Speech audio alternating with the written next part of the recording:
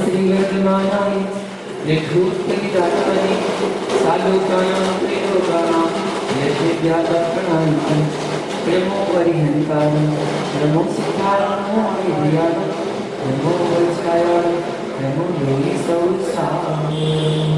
जब लोग श्री भगवान की आचार्य समर्थ विराज की आचार्य विराज की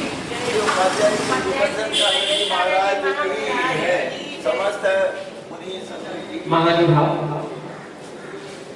रत्न के दंडक श्रावकाचार ग्रंथ आचार्य समंत भद्र मुनिराज के द्वारा रचित 150 श्लोकों का यह ग्रंथ है, जिसमें श्रावक के आचरण का वर्णन दिया गया है।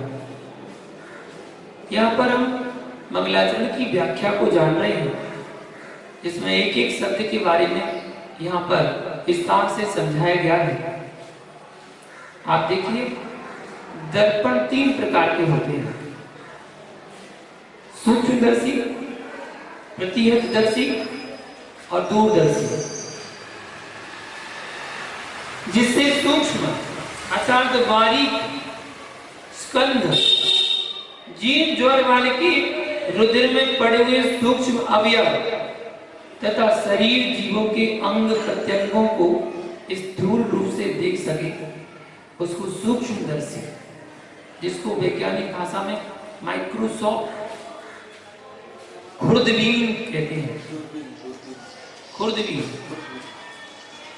जिससे शरीर के मध्यवर्ती चर्म, रुधिर, मांस आदि से ढके हुए अस्थि, हाड़, नसाजाल आदि का प्रतिबिंब लेकर उससे उनकी विकृति, स्वस्थता मतलब स्थिरता आदि को देख सके, वह प्रतिहतदर्शी है, जिसको वैज्ञानिक भाषा में एक्सरे दर्पण कहते हैं। जिससे दूरवर्ती देशों में स्थित पर्वत, वृक्ष, जहाज, मनुष्य, पशु पक्षी आदि को देख सके, प्रतिबिंब ले सके, वह दूरदर्शी दर्पण है, जिसको टेलीस्कोप कहते हैं।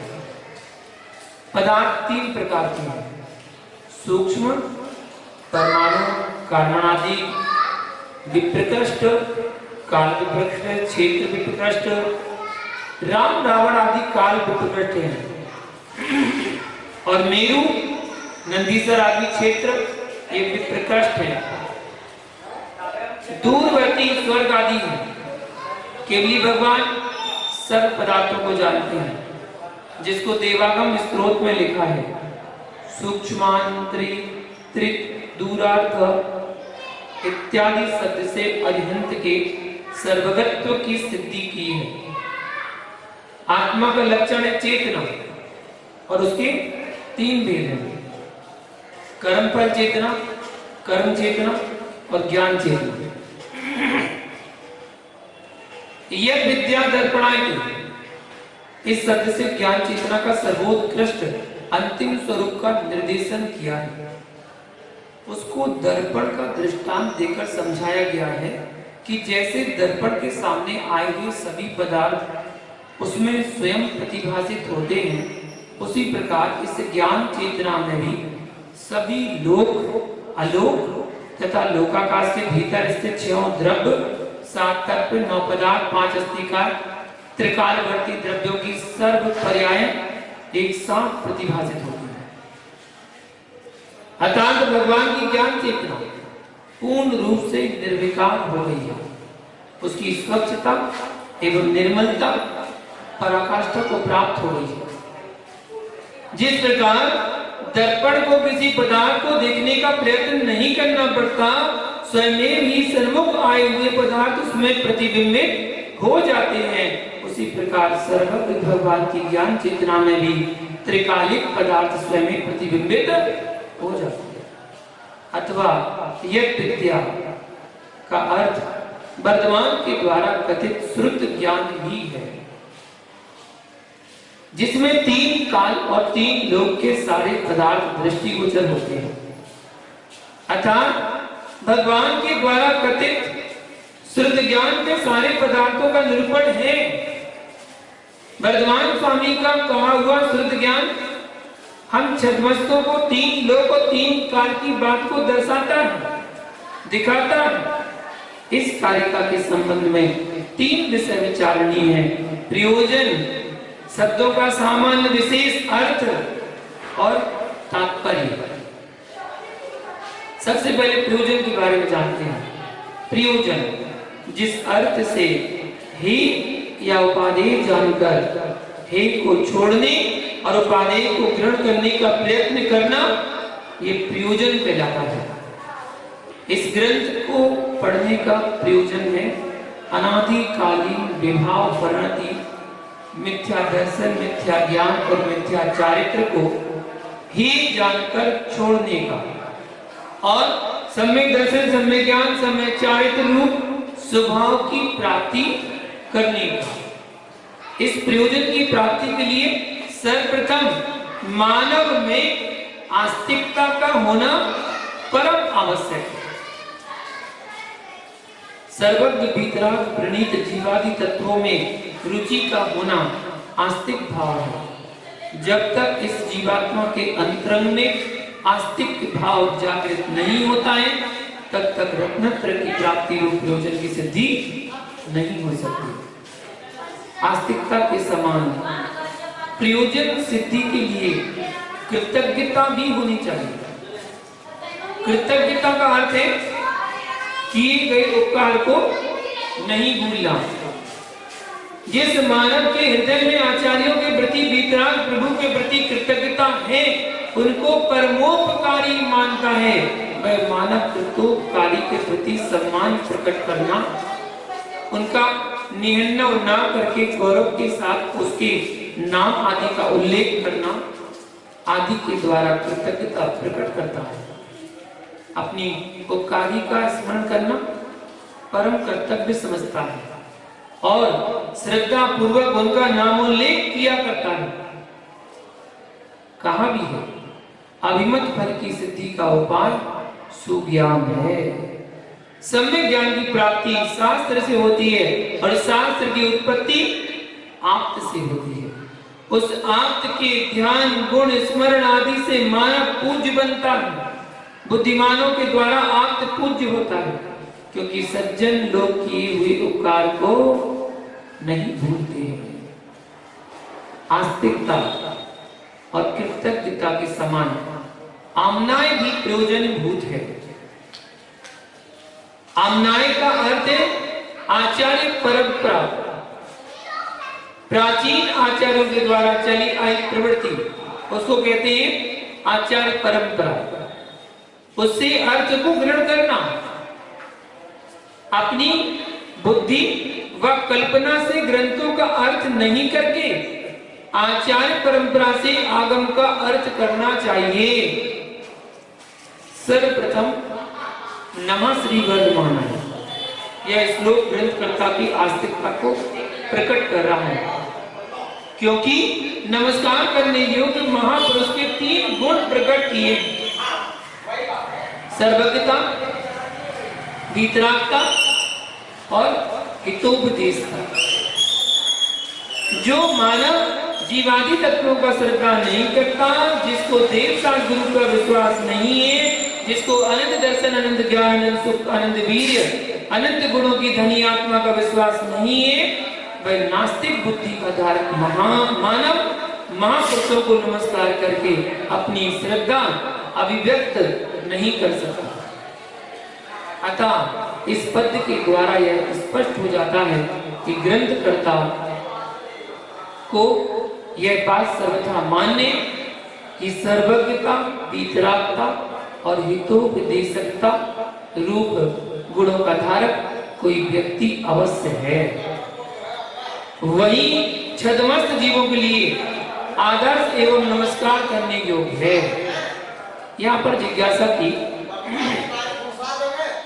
सर्वज्ञता किसको कहते हैं? तीन लोक और तीन काल के सर्वद्रव और उसकी भूत भविष्य वर्तमान कालिक अनंत पर्याय एवं सर्व गुणों को एक साथ जानने को सर्वज्ञता कहते हैं, और सर्व जानने वाले महापुरुष को सर्वज्ञ कहते हैं। वीतरागता किसको कहते हैं? राग देश के अभाव को वीतरागता कहते हैं। हितोपदेशकता का क्या अर्थ है? आत्मा का हित, कल्याणकारक, मोक्ष मार्ग के उपदेश को हितोपदेशकता कहते हैं। और हित के उपदेशक व्यक्ति को हितोपदेशी कहते हैं। वह सर्वज्ञ हितोपदेशी कौन है, इसको समझाने के लिए समंतभद्र आचार्य ने वर्धमान इस नाम का उल्लेख किया है। यह ग्रंथकर्ता की आस्तिकता का द्योतक है। कृतज्ञता को प्रकट करने के लिए आचार्य देव ने अपने ग्रंथ के प्रारंभ में परमोपकारी इष्ट देव का आदर पूर्वक स्मरण किया है। आमना के अनुसार अर्थ करना परम आवश्यक है, क्योंकि एक शब्द के अनेक अर्थ होते हैं। यदि आमनाएं का ध्यान नहीं रखा जाएगा तो अर्थ का अनर्थ हो जाएगा। जैसे अजेयष्टभ्यम, इसका अर्थ है जिसमें अंकुरोत्पत्ति की शक्ति नहीं है, उस साली धान्य से हवन करना चाहिए। परंतु अज का अर्थ बकरा भी है। अज्ञानी जनों ने अज का अर्थ बकरा करके हिंसा कर्म रूप यज्ञ की प्रवृत्ति करके स्वयं को और अन्य लोगों को दुर्गति में ले जाने का मार्ग खोला है। इसलिए शास्त्र का अर्थ करते समय आमनाएं का ध्यान रखना चाहिए। अपनी इच्छा अनुसार यद्वा तद्वा प्रवृत्ति करके अर्थ नहीं करना चाहिए। जैसे नाचार्य पंचास्ती काव्य में तथा ब्रह्मदेव ने द्रव्य संग्रह में लिखा है कि शास्त्र का अर्थ करते समय शब्दार्थ, न्यायार्थ, मतार्थ, आगमार्थ और भावार्थ, इन 5 बातों का ध्यान अवश्य रखना चाहिए। सर्वप्रथम शब्दार्थ करना चाहिए। जैसे श्री के साथ जिनका ज्ञान वृद्धि परिपूर्णता को प्राप्त है वह वर्धमान है, जिनका ज्ञान परिपूर्णता को प्राप्त है वह वीतरागी है। जो सर्वज्ञ और वीतराग है वही हित का उपदेश दे सकता है। अतः वर्धमान शब्द की व्युत्पत्ति से ही आप के तीनों गुणों का ग्रहण हो जाता है। फिर भी यह नाम मात्र वर्धमान को नमस्कार नहीं किया, ऐसा बताने के लिए निर्धूत खलील आत्मा ने आदि विशेषण दिए गए। यह शब्दार्थ है। इस श्लोक में अशुद्ध निश्चय से परिपूर्ण ज्ञान को प्राप्त वीतरागी सर्वज्ञ रूप गुणों का स्मरण करके भाव नमस्कार किया गया है। असत भूत व्यवहार से श्री वर्धमानाय नमः, यह वचन रूप द्रव्य नमस्कार है। निश्चय में से अपने आत्मा में ही आराध्य और आराधक भाव है। आत्मा ही आराधना करने योग्य है और स्वयं आत्मा ही आराधना करने वाला है। यह न्यार्थ है। ये वीतराग सर्वज्ञ और हितोपदेशी वर्धमान ही नमस्कार करने योग्य हैं। अन्य रागी द्वेषी अल्पज्ञ नहीं, ऐसा जैन दर्शन का मतार्थ प्रकट किया है। इस श्लोक निर्धूत कलिलात्मनि तथा सालोकामाभि इत्यादि इस शब्द से आगमार्थ प्रकट किया है, क्योंकि जैनागम में वीतरागी हितोपदेशी और सर्वज्ञ की आराधना करने योग्य माना है। इसका भावार्थ है कि सर्वज्ञता और वीतरागता युक्त शुद्ध जीवास्तिका ही उपादेय है। अन्य राग द्वेष युक्त आत्मा उपादेय नहीं है। इन शब्दार्थ, नयार्थ, आगमार्थ, मतार्थ और भावार्थ में आगम परंपरा का ध्यान रखना चाहिए। आगम विरुद्ध शब्दों का अर्थ नहीं करना चाहिए। ज्ञान के 8 अंग में सर्वप्रथम अक्षर शुद्ध पढ़ना, दूसरा अर्थ शुद्ध पढ़ना, और दोनों शुद्ध पढ़ना कहाँ है?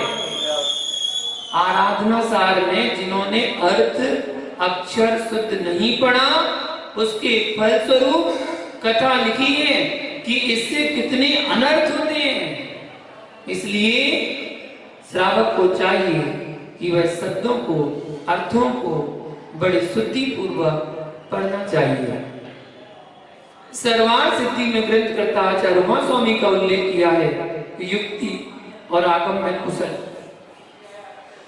आगम अर्थ है आचार परंपरागत आपके के द्वारा कथित शास्त्र। अतः आचार परंपरागत अर्थ का ध्यान रखकर ही अर्थ करना चाहिए। अर्थ करते समय नए विवक्षा का भी ध्यान रखना चाहिए कि इस समय आचार्य किस नए की अपेक्षा कथन कर रहे हैं। नए विवक्षा के लिए ही तत्वार्थ सूत्र में कहा गया है अर्पिता नत्य सिद्धि। अनंत धर्मात्मा वस्तु को एक धर्म को गौण और मुख्य करने से होती है। किस समय किसको गौण और किसको मुख्य करके कथन करने का ज्ञान भी वक्ता को होना चाहिए। यह हमारे लिए प्रयोजनभूत है। समझना, किसी बात को अगर आप बोल रहे हैं तो किस अपेक्षा से बोल रहे हैं। हमारा जैनागम एकांतवादी नहीं है, एकांतवाद अनिकांतवादी है जैन धर्म। अगर आपसे प्रश्न किया जाए कि भैया बताइए कौवा कौन से रंग का है, तो आप तुरंत जवाब देंगे कौवा कौन से रंग का है। जवाब तो ये देंगे काला है। काला है। जिस कौवे को हम देख रहे हैं कौवा काला है, चाहे उत्तर प्रदेश में देखो, चाहे राजस्थान में देखो, चाहे हरियाणा में देखो, चाहे दिल्ली में देखो, कौवा तो काला है। ये एकांतवाची शब्द है, एकांतवाची जवाब है। हम इसको अनेकांतवादी में लेकर जाएं तो अनेकांतवादी कहेगा कि कौवा 5 रंग का है।